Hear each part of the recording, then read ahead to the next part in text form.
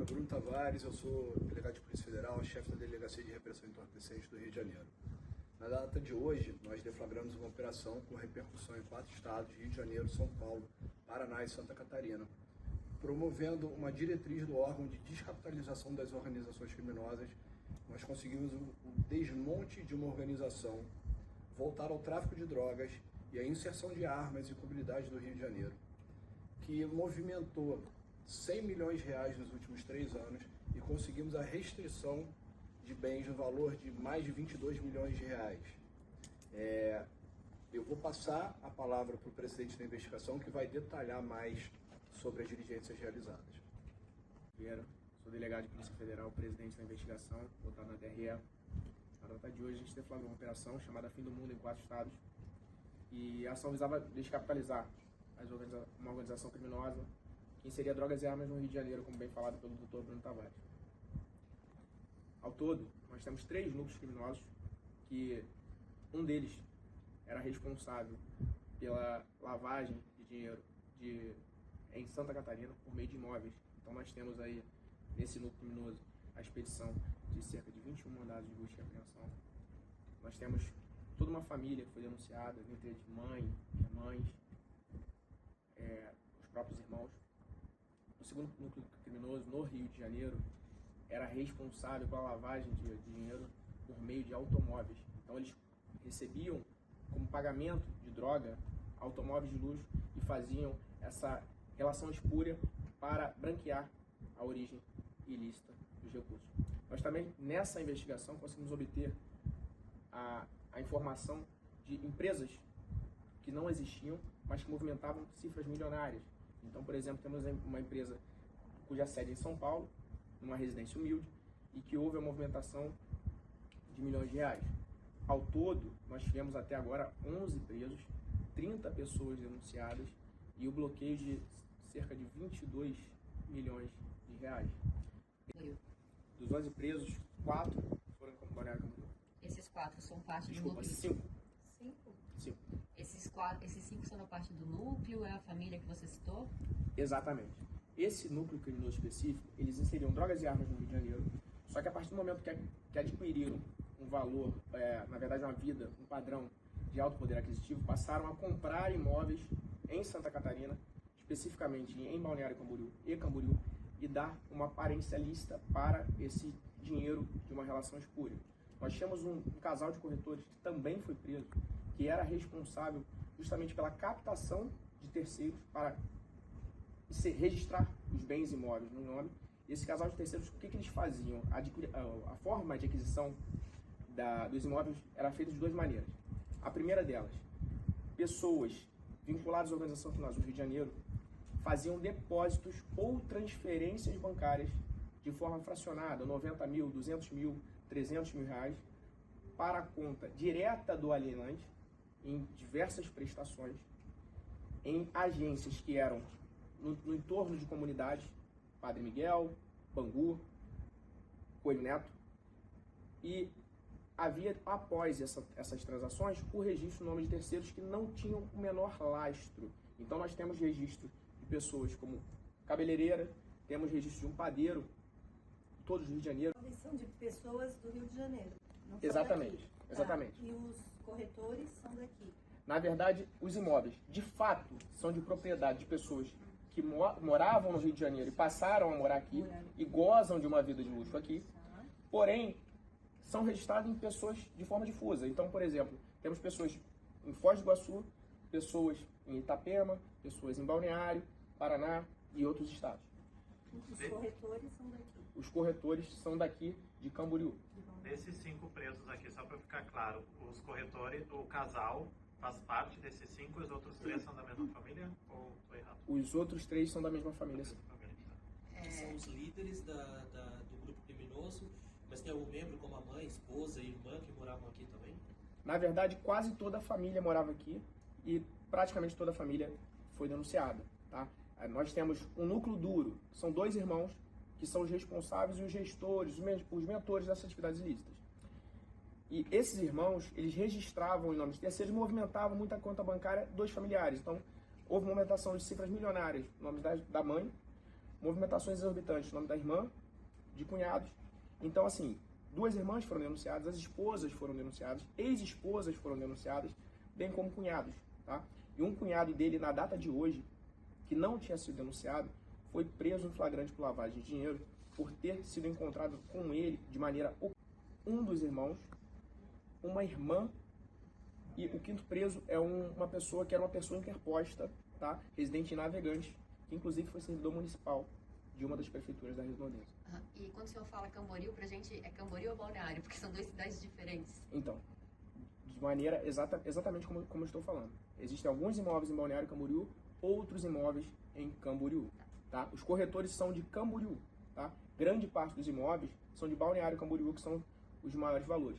Inclusive, nós, em diligência, durante as buscas, acabamos descobrindo que esses corretores estavam orquestrando já a criação de um prédio com 12 unidades, tudo financiado por esses 2 irmãos. Então, o casal de corretores geria esses imóveis por meio de outras pessoas e o imóvel está registrado em nome de terceiros também. Existe uma construtora que foi criada, imóvel em Camboriú, e que muito em breve já começaria a venda do empreendimento. Tudo embargado. Até agora não. Na verdade, a gente descobriu durante a diligência e já foram feitos pedidos para que a gente consiga sequestrar o imóvel. Delegado, eles são um ex-servidor municipal. Isso, né? Isso. Na verdade, com base em banco de dados, nós conseguimos captar essa informação de que ele já trabalhou na prefeitura municipal da Redondeza. Mas a cidade o senhor pode nos dizer? Prefiro, para não complicar a investigação, prefiro não responder. Mas é aqui da região. Sim. E quantos imóveis foram sequestrados aqui? Ao total, na investigação, acredito que não tem como precisar, mas foram cerca de 13 imóveis. Por volta Todos disso. aqui na nossa região. Balneário, Camboriú e Camboriú.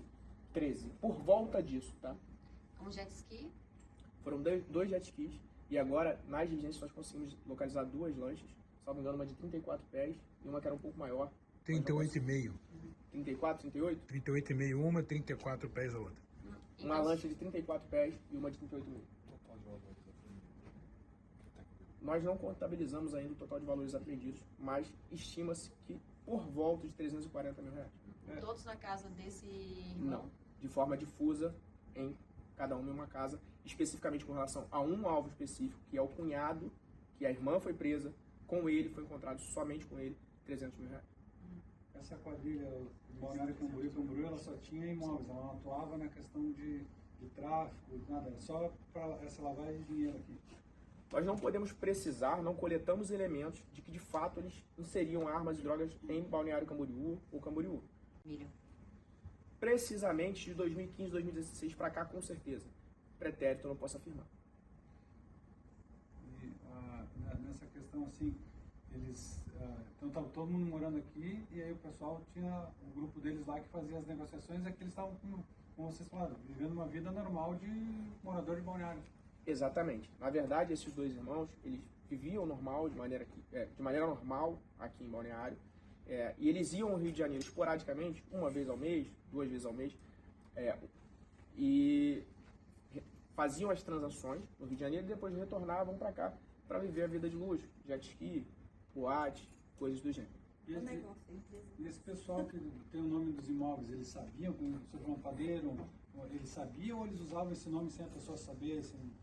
Eu não posso precisar todos, mas grande parte tinha a plena consciência de que o imóvel era registrado, seja mediante contraprestação ou qualquer outra vantagem que seria obtida, tanto que foram denunciados. Essa operação trata dos laranjas também ou só dos líderes da família? Não, na verdade essa operação ela reverbera tanto nos líderes quanto em alguns laranjas que a gente conseguiu comprovar que tinha a plena consciência do caráter ilícito do fato. E essas pessoas estão entre os 30 denunciados, isso? Todas as pessoas estão entre 30 denunciados. Um dos irmãos, a irmã do núcleo duro e um laranja que eu falei que era servidor. E o cunhado em flagrante? E o cunhado preso em flagrante. Total de 6 pessoas. Presos aqui. Mais alguma coisa?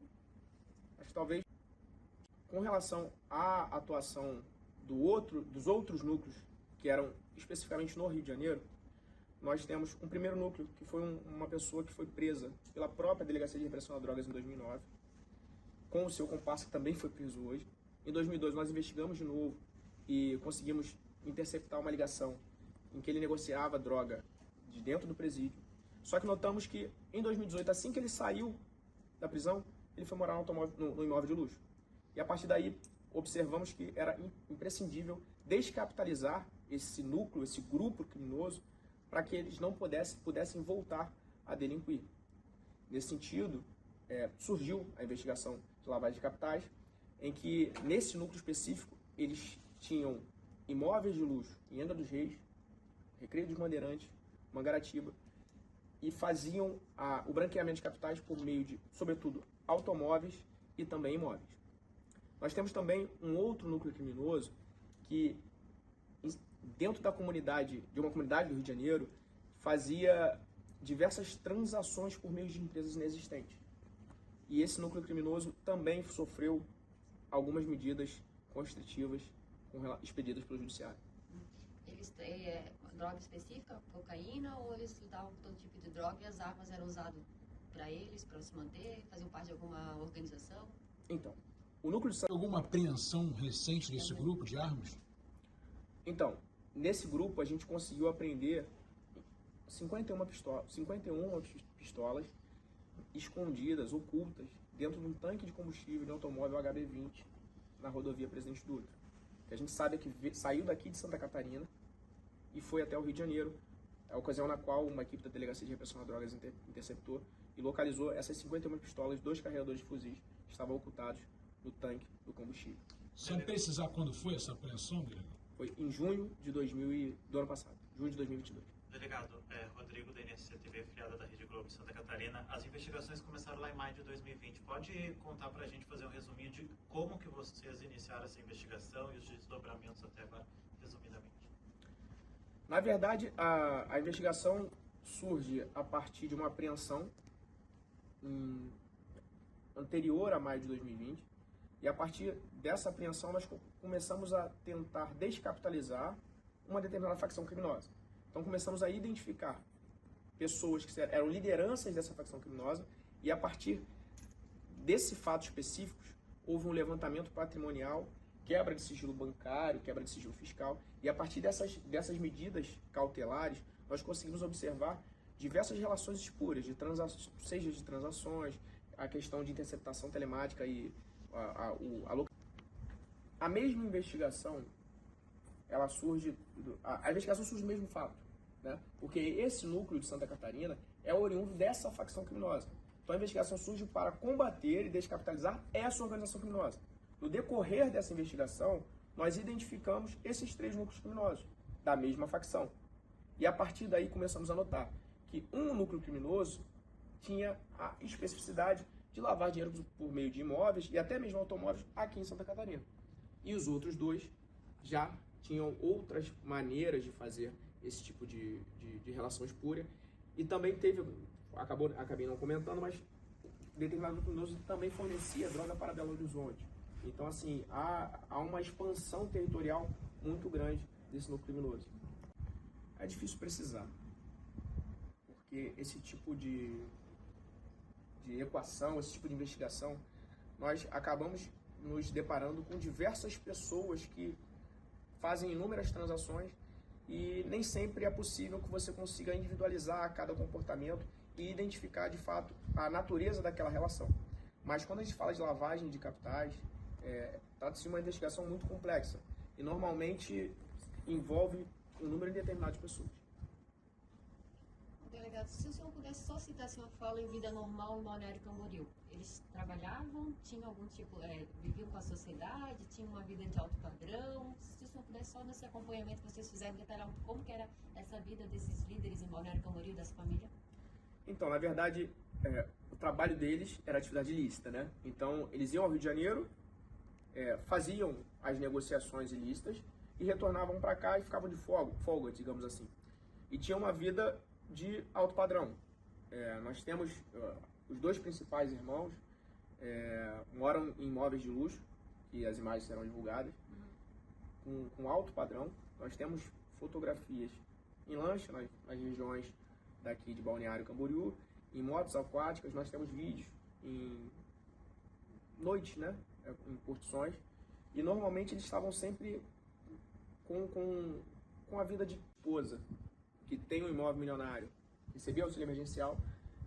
Não posso afirmar a quantidade, mas grande parte deles era beneficiado do auxílio emergencial, mesmo tendo essa vida milionária que gozava. Você acredita Até os preços hoje, o casal de corretores? Ou não tem essa informação? Não posso te confirmar. Tá. Uma outra só pergunta. Todos os 6 aqui da região foram em Balneário ou o casal de corretores foi preso em Camboriú e o restante em Balneário? Nós tivemos a prisão do casal de corretores em Camboriú. O resto, nós tivemos 3 prisões em Balneário, tá? E as outras 4 prisões em Balneário e as outras E o 2 casal em Camboriú. Muito bem. Até essa pergunta da